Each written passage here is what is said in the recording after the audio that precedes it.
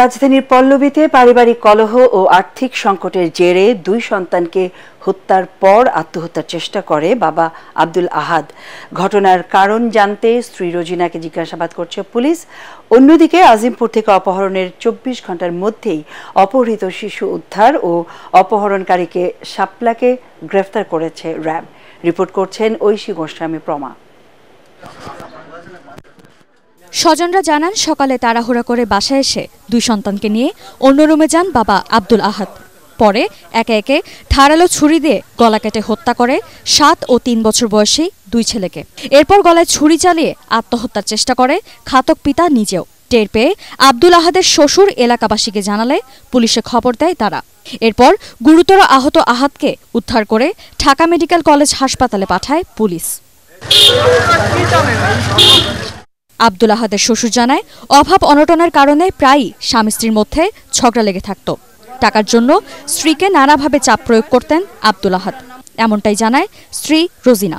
বাসায় মানুষরা চিল্লাচিল্লি করে যে টাকা আনতে পারিস, দিতে পারিস না কেন লাগে।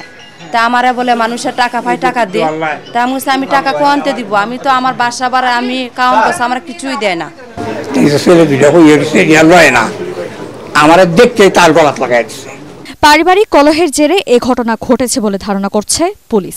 মনোমালিন্য এবং সাংসারিক অভাব অনটনের কারণে আমরা প্রাথমিক ধারণা এই সমস্ত কারণে হত্যাকাণ্ড হয়ে থাকতে পারে।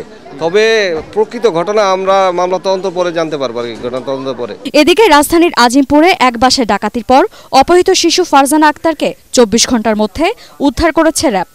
মোহাম্মদপুরের আদাবর এলাকা থেকে অপহরণকারী ফাতেমা আক্তার শাপলাকে গ্রেফতার করা হয়। র্যাব জানায়, গত ২ সপ্তাহ ধরে শিশুটি ও তার পরিবারকে নজরদারিতে রেখেছিল অপহরণকারীরা। এক পর্যায়ে তার সাথে সুসম্পর্ক গড়ে তোলে তারা। সেই সুবাদেই ভুয়া কাগজপত্র দিয়ে সাপ্লেট হিসেবে ঘর ভাড়া নেয়।